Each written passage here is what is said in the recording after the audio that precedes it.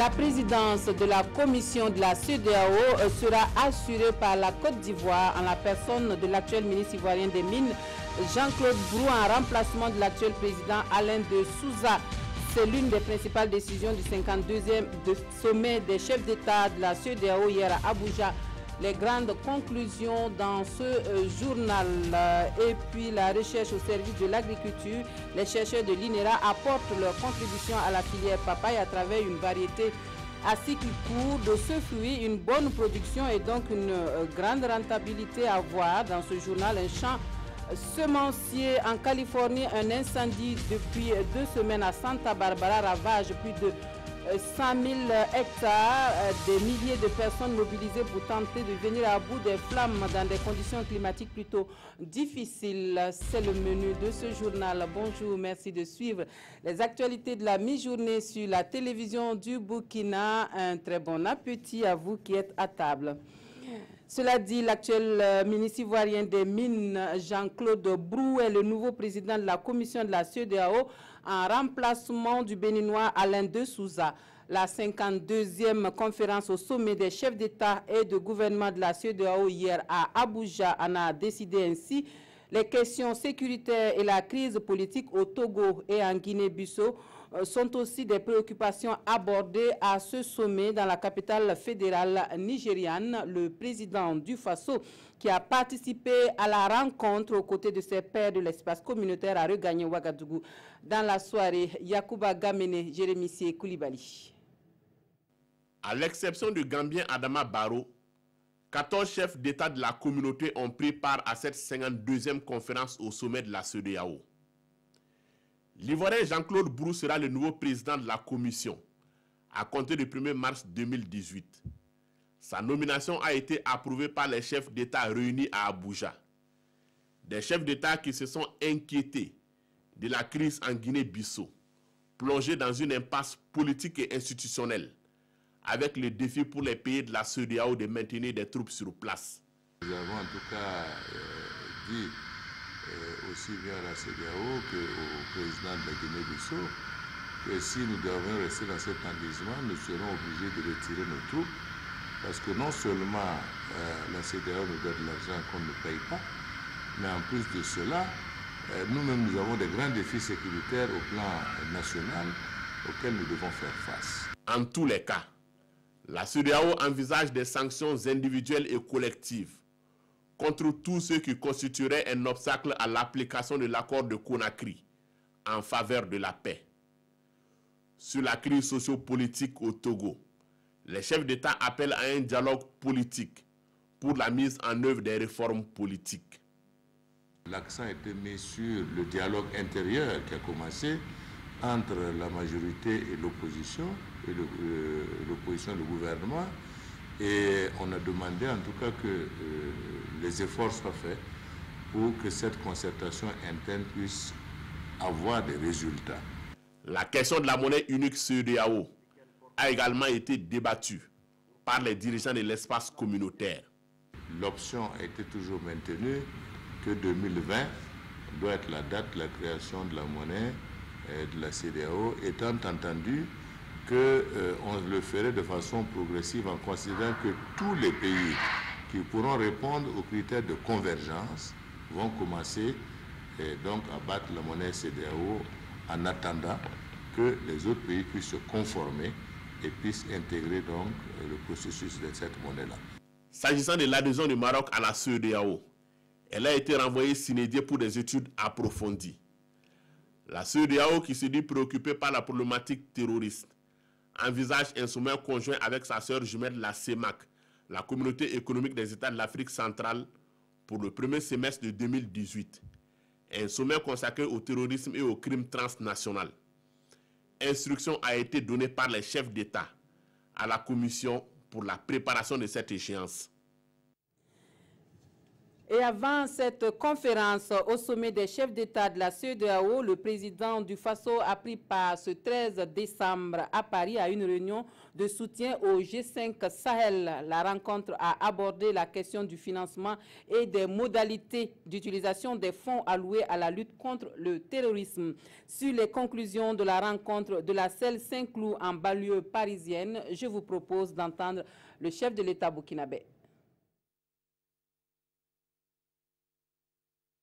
Cette réunion avait pour objectif d'une part de pouvoir faire le point de la mise en œuvre, je dirais, des troupes que nous devons, de la force conjointe que nous devons mettre en place au niveau du G5 d'une part, et d'autre part de pouvoir non seulement mobiliser des ressources additionnelles en faveur du G5 et définir le cadre juridique dans lequel ces financements-là peuvent être consommés.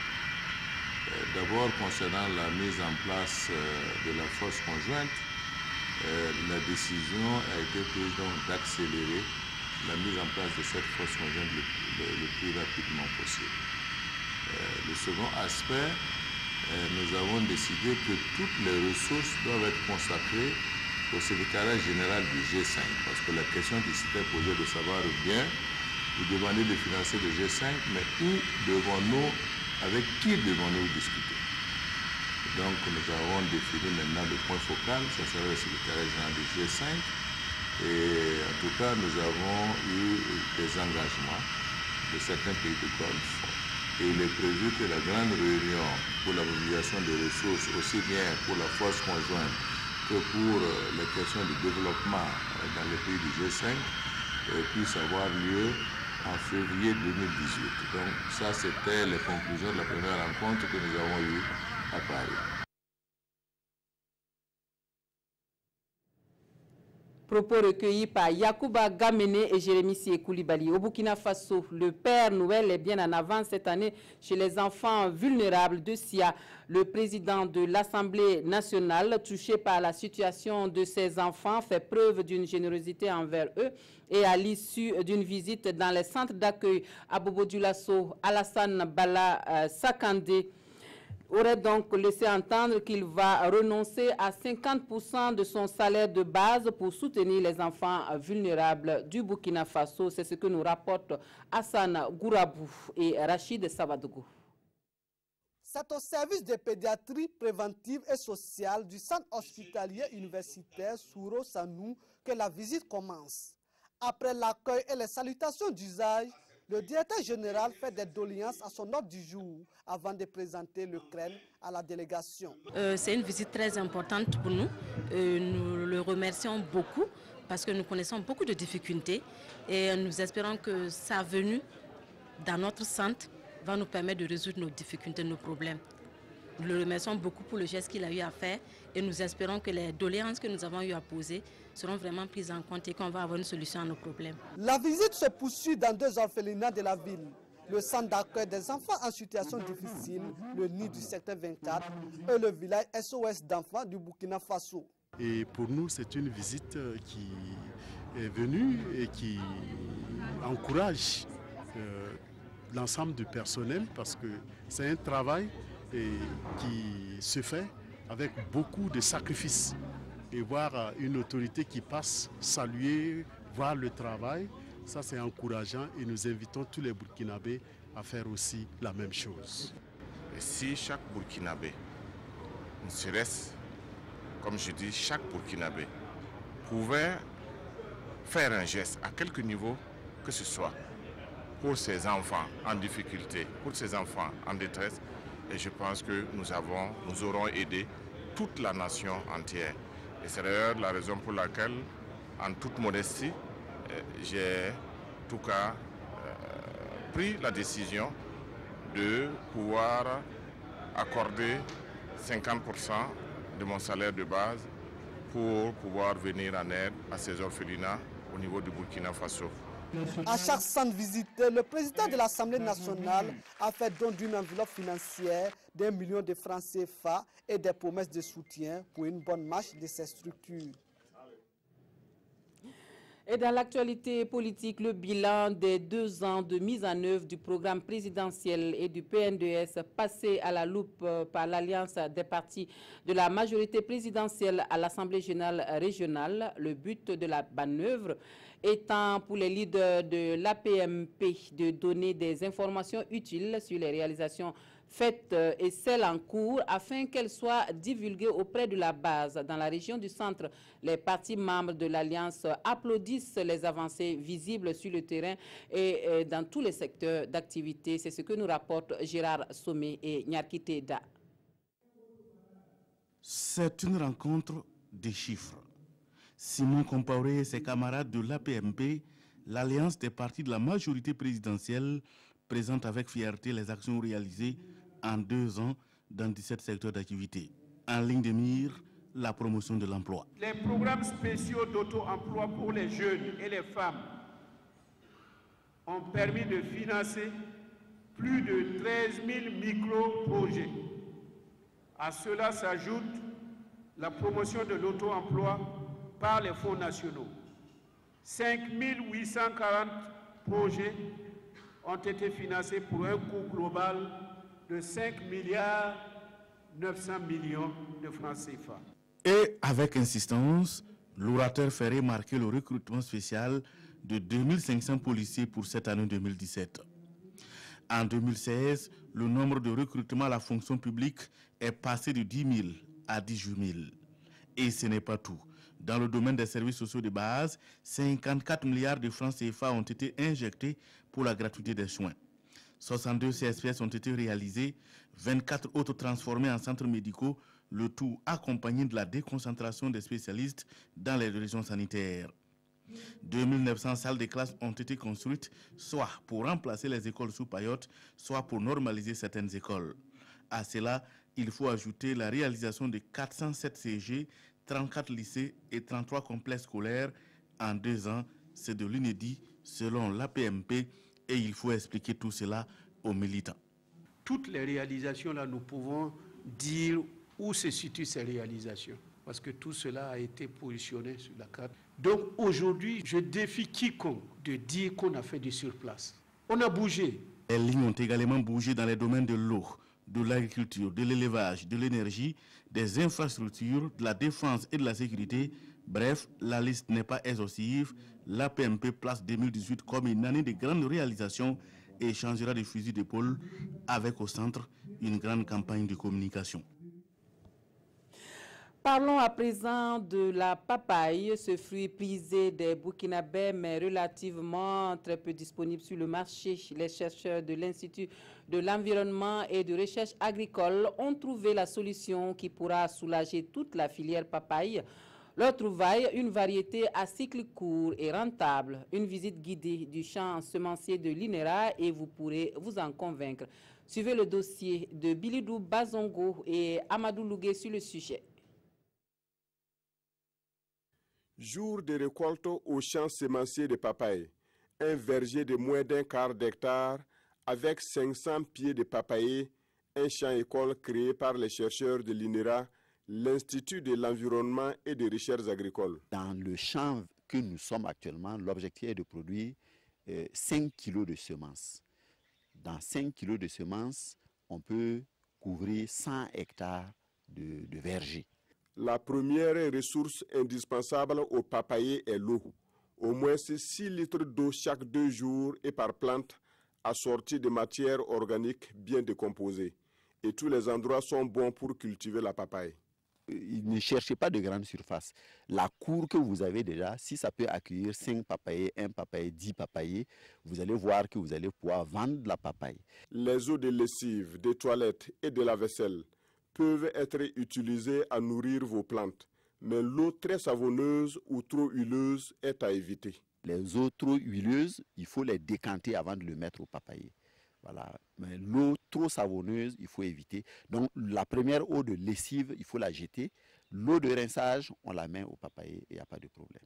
Si toutes les conditions sont réunies, la culture de la papaye est très rentable, selon les chercheurs. Si je vous dis que c'est rentable, vous allez dire c'est parce que je suis dedans. Mais je peux vous dire que dans ce petit verger que j'ai de 500 pieds, tous les jours, je peux m'offrir une centaine de 1000 francs en vendant rien que les fruits. Et ici, je peux cueillir les papayes tous les jours.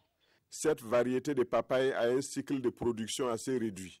Après les semis, 6 mois sont suffisants pour déjà commencer à récolter les premiers fruits. À partir du 6e mois, on peut cueillir les fruits 3 ans de suite. Maintenant, c'est la hauteur de la plante qui va limiter la cueillette parce que c'est une plante qui a un faux tronc, parce qu'à l'intérieur c'est creux, on ne peut pas le grimper pour cueillir les fruits. Et à un moment donné, la cueillette peut être périlleuse parce que le fruit ne doit pas tomber. Le fruit de papaye ne doit pas être choqué, c'est comme des œufs. Si ça tombe, ça se casse, au mûrissement, ça va pourrir. L'INERA espère contribuer à vulgariser la production de la papaye partout au Burkina Faso. Les graines de papaye traitées dans ce laboratoire sont directement vendues aux producteurs ou alors transformées d'abord en pépinière à l'intérieur de ce dispositif. À Ouagadougou, 4 éminents professeurs d'université appelés à faire valoir leur droit à la retraite et la mobilisation est générale au sein des étudiants pour leur rendre un hommage des plus mérités. Tous enseignants en sciences juridiques et politiques à l'université Ouaga 2, Benoît Kambou, Paul Kiemde, Kourita Sanouidi et Larba Yarga sont ovationnés au moment de dire adieu, non sans avoir émis des vœux à l'endroit de la jeunesse estudiantine et du corps enseignant. Les temps forts de la cérémonie d'adieu avec Salifou Belem et Nyarkiteda. La communauté universitaire rend ici hommage à 4 éminents enseignants des sciences juridiques et politiques de l'université Ouaga 2. Benoît Kambou, Paul Kiemde, Larba Yarga et Kourita Sanouidi viennent d'être admis à la retraite après plus de 30 ans de service rendus à la nation et à l'université en particulier. Ils font partie vraiment des piliers de notre institution. Bon, ce départ va certainement laisser un vide parce qu'il y a beaucoup de collègues qui ont été recrutés, mais un assistant ne remplace pas un professeur titulaire qui s'en va. Parce que pour les 4 qui s'en vont, nous avons 3 agrégés en droit public. Normalement, on devrait en avoir une dizaine. Voilà, ça veut dire que la relève de ce point de vue n'est pas assurée. Donc nous allons certainement sentir leur départ. Pas parce qu'il n'y aura pas d'enseignants pour les remplacer en classe, mais parce que les enseignants qui les remplaceront ne peuvent pas encore être de ce niveau.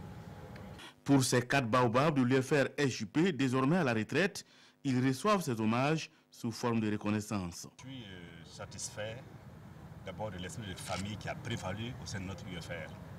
Et comme l'a dit Nicolas Pouliga, il y a des UFR qui nous envient cette atmosphère familiale qui règne chez nous. Et ça facilite le travail, ça stimule le travail et tous ceux qui sont là, c'est vraiment de gaieté de cœur et on n'a pas d'animosité les uns envers les autres. Ça, c'est une très bonne chose. À l'occasion de cette cérémonie, des vœux de succès, de santé, de paix et de respect des franchises académiques ont été formulés à l'endroit des étudiants et aux enseignants par les 4 juristes honorés. En santé, c'est le projet prévention de la transmission mère-enfant du VIH-Sida que l'on passe à revue. À Tenkodogo, le projet est mis en œuvre par Plan Burkina et l'agence de coopération coréenne à hauteur de plus d'1 milliard de francs CFA et préconise des sensibilisations auprès de leaders communautaires et la formation des agents de santé. Il s'agit là de voir ce qui est fait depuis 2016. Seydou Nikema, Mahamadi Ouedraogo. L'ONG Plan International Burkina fait le point des activités de son projet dénommé « Prévention de la transmission mère-enfant du VIH ». Mis en place en 2016, l'objectif de ce projet est d'atteindre la prévalence de 0% de la transmission du sida de la mère à l'enfant dans ces zones d'intervention d'ici à fin 2018. Cette rencontre de Tenkodogo se veut une tribune de partage d'expériences et de proposition des solutions pour améliorer la qualité des activités du projet. Au niveau des indicateurs qui nous tiennent à cœur, notamment les dépistages, le suivi des femmes enceintes, le suivi des enfants nés de mères positives, on a vu quand même que ces questions ont été suffisamment adressées et les indicateurs sont assez promoteurs. En termes d'exécution physique, nous sommes à 100%. En termes d'exécution financière, nous sommes à 96%. Toutes ces actions ont permis d'engranger des résultats positifs en ce qui concerne la lutte contre la transmission du VIH dans la région du Centre-Est. Avec l'appui de ce projet, nous avons en tout cas des indicateurs qui sont satisfaisants au niveau de dépistage même des femmes enceintes pour la PTME.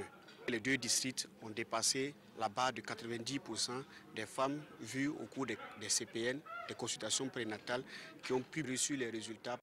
Financé à plus d'1 milliard 94 millions de francs CFA par l'Agence de coopération coréenne de développement et Plan international Corée du Sud, ce projet couvre les régions du Centre-Est et du Centre-Nord du Burkina Faso. La région du Sahel bénéficie du soutien de la coopération autrichienne et du peuple japonais dans le domaine de l'éducation pour l'autonomisation des réfugiés et des populations hautes. Une caravane de presse organisée par le réseau des journalistes africains pour la coopération et le développement sillonne la région pour s'imprégner de la réalité de ces interventions sur le terrain. Martin Ouedraogo, Lazare Sanou.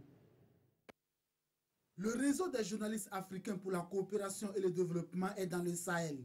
Il est venu constater de visu les réalisations du peuple japonais et la coopération autrichienne, et cela en collaboration avec UNICEF. La région bénéficie de réalisation d'infrastructures scolaires. Voilà, il y a la construction d'écoles, des salles de classe. Il y a, avec équipement bien sûr, il y a également des activités de renforcement et de capacité au profit des enseignants. L'école primaire de Goudoubo accueille des enfants réfugiés. À ce titre, elle bénéficie de l'aide des peuples japonais et autrichiens. Vous voyez les 2 bâtiments que je vous avais présentés comme réfectoires. Il a fallu que l'UNICEF nous dote un tablement pour pouvoir accroître l'offre éducative à ce niveau. Et l'impact, ce n'est pas seulement au niveau de l'offre, mais il y a aussi au niveau des conditions même d'apprentissage qui sont améliorées au niveau des élèves, notamment à travers la distribution de lampes. Le retour volontaire des parents dans leur pays d'origine perturbe le cycle scolaire des élèves réfugiés. Il faut se dire vraiment que c'est vraiment une grande difficulté pour nous et pour les élèves qui continuent l'école et à milieu de l'année, les parents prennent le retour facilité pour aller au Mali. Plusieurs jeunes réfugiés et populations hautes sont formés en mécanique, couture et teinture. La coopération, à travers le projet Mwangaza Action, lutte également contre le mariage précoce des jeunes filles dans le Sahel. L'aide autrichienne et japonaise est évaluée à environ 112 millions de francs CFA pour l'année 2017 pour le compte de la région du Sahel. Le Centre national des œuvres universitaires bénéficie des largesses de la LONABé. Le CENU reçoit un lot de matériel composé d'un scanner, d'équipements médicaux dentaires, entre autres, le tout estimé à plus de 100 millions de francs CFA. La nationale des jeux de hasard fait aussi don d'instruments de musique au palais du Moronaba pour entretenir l'humeur du chef coutumier Nongbakuda Omar Zombri. La Loterie nationale burkinabé vole au secours du CENU, le Centre national des œuvres universitaires de Ouagadougou. Elle lui fait don d'un lot d'équipements médicaux et informatiques, le tout d'une valeur de 100 millions de francs CFA. Il a été question de résoudre un problème au niveau du Centre national des œuvres universitaires. Cette question était notamment liée à la santé des étudiants. Et vous savez que le corps doit être sain pour pouvoir aborder les autres tâches. Donc nous avons accéder positivement à cette sollicitation. Selon le premier responsable du département de l'enseignement supérieur, ce don va changer beaucoup de choses pour les étudiants. De pouvoir faire l'échographie sur place, en présence de ces médecins et d'avoir les résultats sur place, ça accélère la prise en charge. La question de l'appareil dentaire, ça aussi c'est pareil. On n'avait pas ça ici au CENU, on vient de l'avoir. Donc c'est permettre d'être efficace dans la prise en charge des étudiants malades. Les étudiants en situation de handicap n'ont pas été oubliés. Ils ont reçu des engins roulants pour handicapés moteurs afin de faciliter leur mobilité. Un peu plus tôt dans la matinée, la Lonabe était au palais du Moro Naba Bango. Toujours les bras chargés de présents, elle a remis un lot d'instruments musicaux traditionnels aux musiciens du palais. Au nom de Sa Majesté et au nom du grand Benaba du royaume de Ouagadougou, j'aimerais vraiment remercier la Lonabe pour l'initiative qu'ils ont eue pour une première fois dans l'histoire. Des gens qui ont pensé que aider le Moro Naba du côté des instruments parleurs, c'est une chose. Alors c'est une grande joie qui nous anime à l'heure actuelle. Une joie démontrée ici à travers de sonorités musicales tirées du terroir.